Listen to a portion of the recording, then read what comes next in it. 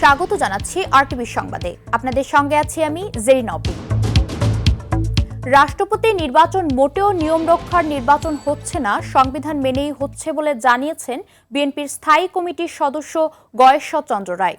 দুপুরে নির্বাচন কমিশনে মির্জা ফখরুল ইসলাম আলমগীরের রাষ্ট্রপতি হিসেবে মনোনয়নপত্র জমা দেওয়া শেষে তিনি একথা বলেন। এ সময় গয়েশ্বর চন্দ্র রায় রাষ্ট্রপতি নির্বাচনে প্রতিদ্বন্দ্বিতা করায় বিরোধী দলকে ধন্যবাদ জানান। এর আগে বিএনপির একটি প্রতিনিধি দল প্রধান নির্বাচন কমিশনার নাসির উদ্দিনের কাছে বিএনপির প্রার্থী হিসেবে মির্জা ফখরুল ইসলাম আলমগীরের মনোনয়নপত্র জমা দিয়েছেন। রাষ্ট্রপতি নির্বাচনটা আলাদা বিষয়, এটা নিয়ম রক্ষার কথাটা সঠিক না। রাষ্ট্রপতি নির্বাচনকে প্রত্যাখ্যান না করে অংশগ্রহণ করছে, এটা গণতন্ত্রের সৌন্দর্য বাড়াচ্ছে। আমি তাদেরকে কনগ্রাচুলেট করি। বিএনপি এবং আমাদের দলীয় জোট থেকে মনোনীত হয়েছেন আমাদের ভারপ্রাপ্ত আমাদের মহাসচিব সাহেব, তিনি মির্জা ফখরুল ইসলাম আলমগীর, তিনি মনোনীত হয়েছেন এবং তাকে আমরা রাষ্ট্রপতি হিসেবে ইনশাআল্লাহ আগামী 20 তারিখে নির্বাচিত করতে চাই। মির্জা ফখরুল ইসলাম আলমগীর দীর্ঘ রাজনৈতিক ক্যারিয়ারে কখনো ছিলেন ছাত্র নেতা, কখনো শিক্ষক ও সরকারি কর্মকর্তা। পরে জাতীয় রাজনীতিতে সক্রিয় হয়ে একাধিকবার দায়িত্ব পান মন্ত্রিত্বের। আওয়ামী লীগ শাসনামলে নানা প্রতিকূলতায় হাল ধরেন ভারপ্রাপ্ত মহাসচিব হিসেবে, এরপর হন মহাসচিব।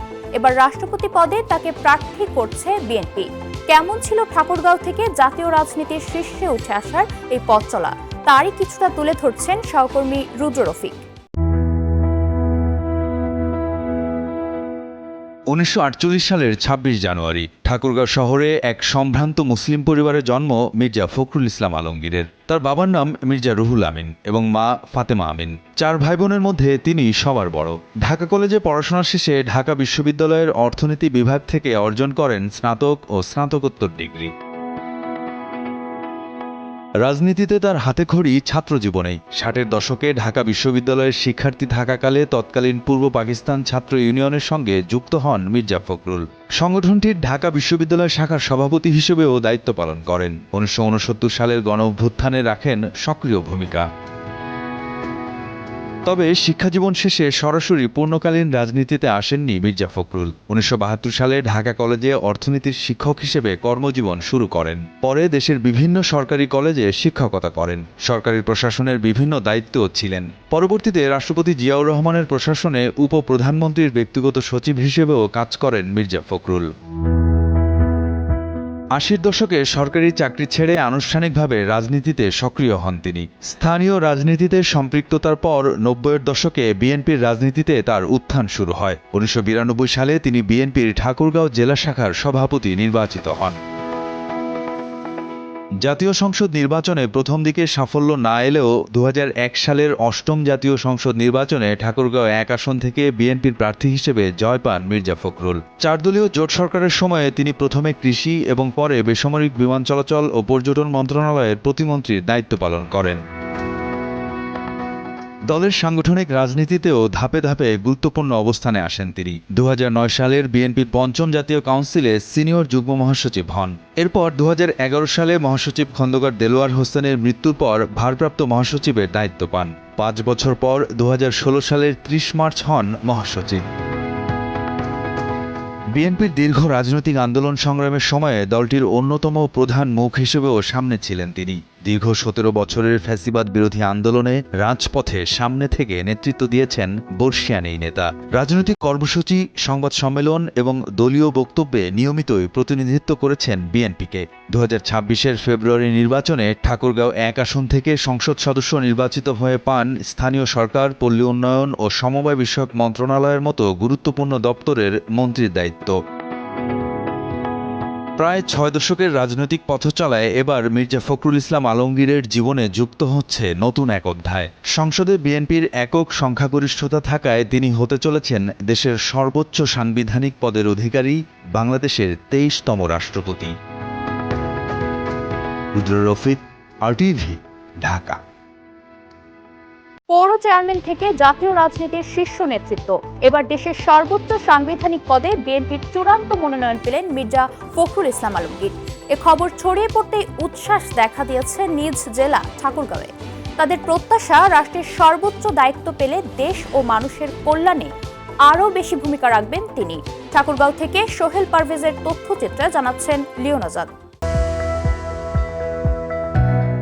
রাষ্ট্রপতি পদে মির্জা ফখরুল ইসলাম আলমগীর বিএনপির চূড়ান্ত মনোনয়ন পাওয়ায় উৎসব মুখর পরিবেশ ঠাকুরগাঁয়ে। শহরের অলিগলি থেকে শুরু করে গ্রাম বাংলার চায়ের দোকান কিংবা সামাজিক যোগাযোগ মাধ্যম সর্বত্রই এখন ফখরুলময় আলোচনা। ঠাকুরগাঁও শহরের কালীবাড়ি এলাকার চিরচেনা মাটিতে বেড়ে ওঠা মির্জা ফখরুল ইসলাম আলমগীর শিক্ষকতা ও সরকারি চাকরিকে পেছনে ফেলে 1986 সালে পা রাখেন সক্রিয় রাজনীতিতে। এর মাত্র 2 বছর পর 1988 সালে ঠাকুরগাঁও পৌরসভার চেয়ারম্যান নির্বাচিত হয়ে শুরু করেন তার বর্ণাঢ্য নেতৃত্বের নতুন অধ্যায়। বিএনপি থেকে রাষ্ট্রপতি হিসেবে মনোনয়ন দেওয়ার কারণে ঠাকুরগাঁয়ের মানুষের মনে এক আলাদা আনন্দ ছেয়ে গেছে। আমাদের ঠাকুরগাঁ শহর সারা বাংলাদেশের উন্নয়নের জন্য উনি একজন কীর্তিমান ব্যক্তি। সেই তৃণমূলের চেয়ারম্যান থেকে দীর্ঘ লড়াই সংগ্রাম আর ত্যাগের মধ্য দিয়ে তিনি আজ উঠে এসেছেন জাতীয় রাজনীতির সর্বোচ্চ শিখরে। দলের মহাসচিব হিসেবে দীর্ঘ সময় ধরে বিএনপিকে সুসংগঠিত রাখার পাশাপাশি তিনি স্থানীয় সরকার, পল্লী উন্নয়ন ও সমবায় মন্ত্রণালয়ের দায়িত্ব পালন করেছেন।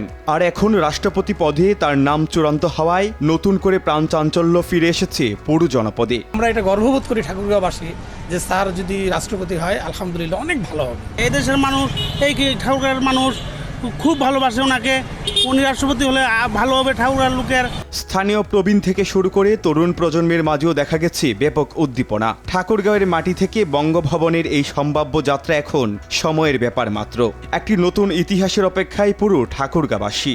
উনি রাষ্ট্রপতি হোক এবং উনি ভালোভাবে দেশ চালাক, এটাই আমরা চাই। মাঠের রাজনীতি পেরিয়ে একসময়ে ঠাকুরগাঁও পৌরসভার চেয়ারম্যান আজ জাতীয় রাজনীতির সীমানা ছাড়িয়ে বঙ্গভবনের দোরগোড়ায়। আনুষ্ঠানিক চূড়ান্ত সিদ্ধান্তের অপেক্ষায় থাকলেও ঠাকুরগাঁওবাসীর বুক ভরা প্রত্যাশা, রাষ্ট্রের সর্বোচ্চ এই দায়িত্ব পেলে তিনি দেশের ও মানুষের কল্যাণে আরও অনন্য ভূমিকা পালন করবেন। Leon Azad, RTV। জামালপুরে গ্যাস না পেয়ে জামালপুর টাঙ্গাইল মহাসড়ক অবরোধ করেন সিএনজি চালকরা। সকাল 6টা থেকে মহাসড়কের জাবেদ ফিলিং স্টেশনের সামনে এই অবরোধ শুরু হয়। পরে 4.5 ঘন্টা পর সকাল 10:30টায় ইউএনওর হস্তক্ষেপে অবরোধ প্রত্যাহার করা হয়। এ সময় চালকরা জানান দীর্ঘ সময় লাইনে দাঁড়িয়েও তারা প্রয়োজনীয় গ্যাস পাচ্ছেন না, ফলে তাদের দৈনন্দিন আয় ব্যাহত হচ্ছে এবং পরিবার নিয়ে চরম সংকটে পড়েছেন তারা। এদিকে সড়ক অবরোধের কারণে মহাসড়কে যান চলাচল বন্ধ হয়ে কয়েক কিলোমিটার দীর্ঘ যানজটের সৃষ্টি হয়েছে। এতে ভোগান্তিতে পড়েন সাধারণ যাত্রী ও কর্মস্থলগামী মানুষ। সারা রাত ধরে এই লাইনে দাঁড়িয়ে থাকার পরে এখন লাইনের কাছে পাম্পের কাছে আসার পরে লাইনে গ্যাস আসতেছে না। আমরা গ্যাস পাই না ঠিক মতো। 100-150 টাকার গ্যাস উঠে 3-4 ঘন্টা লাইনে থাকে। ভরা মৌসুমেও পিরোজপুরের মাছের বাজারে উঠছে না কাঙ্ক্ষিত পরিমাণ ইলিশ। জেলেদের জালে ধরা পড়ছে না আশানুরূপ ইলিশ ও অন্যান্য সামুদ্রিক মাছ। এতে বাড়ছে সামুদ্রিক মাছের পাশাপাশি স্বাদুপানির মাছের দাম। পিরোজপুর প্রতিনিধি শেখ রিয়াজ আহমেদ নাহিদের পাঠানো তথ্যচিত্রে আরও জানাচ্ছেন সাকিব আল হাসান।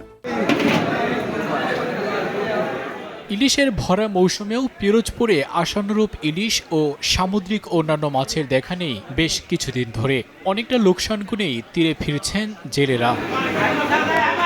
সরবরাহ কম থাকায় বাড়ছে মাছের দাম। 400 গ্রামের প্রতি কেজি ইলিশ বিক্রি হচ্ছে 1200 টাকায়। মাঝারি থেকে বড় আকারের ইলিশের দাম চাওয়া হচ্ছে 1600 থেকে 3000 টাকা। সামুদ্রিক অন্যান্য মাছ কেজি প্রতি বিক্রি হচ্ছে 450 থেকে 1200 টাকায়। সামুদ্রিক মাছের দাম বেশি থাকায় ক্রেতারা ঝুঁকছেন চাষের মাছে। ইলিশ মাছের ভরা মৌসুম, কিন্তু ইলিশ মাছের কোনো খোঁজখবর নাই। হ্যাঁ, কাস্টমাররা তো কিনতেই পারে না, আমরা পাইকার আমরাও কিনতে পারি না। বন্যার কারণেও মাছ হচ্ছে না। আর ওই যে ট্রলিং ফিশটা, ওইটা সরকার যতদিন বন্ধ না করতে পারবে ততদিন আমরা হয়তো সাগরেও মাছ পাবে না, এবং নদীতে তো মাছ নাই বললেও চলে। পরপর কয়দিন বন্যা, সিঙ্গেল চলে, মাছগুলা এখন আর ওঠে না, মাছ নেমে গেছে। এই কারণে মাছ একবারেই নাই বলতেই চলে। ইলিশ বাজারে একেবারে সীমিত এবং আকাশচুম্বী দাম। অবৈধ জালের ব্যবহারকে দায়ী করছেন এই মৎস্য কর্মকর্তা। প্রায় 50,000 মিটারের উপরে কারেন্ট জাল সহ বিভিন্ন রকম চায়না দুয়ারি জাল আমরা পুড়িয়ে ফেলেছি, এবং আমরা 2 লক্ষ টাকার উপরে জরিমানাও করেছি এবং 2 জনকে জেল দেওয়া হয়েছে। সো আমরা বিভিন্ন যে মাঠে ঘাটে বা নদী নালায় যে সমস্ত চায়না দুয়ারি জাল সহ অবৈধ জাল রয়েছে, এর বিরুদ্ধে ব্যাপক অভিযান পরিচালনা করা হচ্ছে। নিষিদ্ধ সময় জাটকা শিকার ও অবৈধ জালের ব্যবহার বন্ধে সংশ্লিষ্ট বিভাগের নজরদারি বাড়ানোর দাবি স্থানীয় জেলেদের। সাকিব আল হাসান, RTV। গ্রাম বাংলার ঐতিহ্য আর উৎসবের আবহে রংপুরের পীরগঞ্জে অনুষ্ঠিত হয়েছে নৌকা বাইচ প্রতিযোগিতা। করতোয়া নদীর সাতপাড়া ঘাটে আয়োজিত প্রতিযোগিতা দেখতে নদীর দুপারে জড়ো হন হাজারো মানুষ। ঢাক ঢোল আর দর্শকের উচ্ছ্বাসে উৎসব মুখর হয়ে ওঠে পুরো এলাকা। রংপুরের পীরগঞ্জ থেকে মিনহাজুল ইসলাম মিলনের তথ্যচিত্রে জানাচ্ছেন নাদিরা সুলতানা। করতোয়া নদীর বুকে ছুটছে নৌকা, জয়ের লক্ষ্যে প্রাণপণ চেষ্টা প্রতিযোগীদের, আর নদীর দুই পাড়ে হাজারো দর্শকের উচ্ছ্বাস। বুধবার বিকেলে পীরগঞ্জ উপজেলার সাতপাড়া ঘাট এলাকায় করতোয়া নদীতে ঐতিহ্যবাহী নৌকা বাইচের আসর বসে। এতে আশপাশের বিভিন্ন এলাকা থেকে আসা 4টি দল অংশ নেয়। বাঁশির সংকেত মুহূর্তেই শুরু হয় নৌকার দৌড়। কখনো একটি নৌকায় এগিয়ে যাচ্ছে, আবার পরক্ষণে কমছে ব্যবধান। দর্শকদের চিৎকার আর করতালিতে মুহূর্তেই উত্তাল করতোয়া নদীর দুই পার। আমি শুধু নতুন জীবনের প্রথম খেলা দেখার জন্য এখানে আসছি, আসে ভালো লাগলো। প্রত্যেকবার এই ঐতিহ্যবাহী নৌকা বাইচ খেলাটা অনুষ্ঠিত হয়, এতে আমরা অনেক আনন্দিত। 5বার মনে করো টান দিছি, 5বারই আমরা ফার্স্ট হয়েছি। যে কোনো জায়গায় খেলা হলে আমরা যাব খেলতে। আমরা চাচ্ছি প্রত্যেক বছরই যেন হয়। যুব সমাজকে মাদক ও অন্য অপরাধ থেকে দূরে রাখা সহ গ্রাম বাংলার ঐতিহ্যকে ধরে রাখতে এমন আয়োজন। এটা একটা হারিয়ে যাওয়ার মতো একটা খেলা, তো এটাকে আমরা পুনরায় উজ্জীবিত করতে যাচ্ছি। আমরা আশা করি আগামী দিনেও ব্যাপক পরিসরে এটাকে আরো বিস্তৃত করব। টানটান লড়াই শেষে 71-এর বিজয় দলকে পরাজিত করে জয় ছিনিয়ে নেয় নয়নতারা দল। পরে বিজয়ীদের পুরস্কার দেওয়া হয়। নাদিরা সুলতানা, RTV। RTV সংবাদ এ পর্যন্তই। ধন্যবাদ সবাইকে।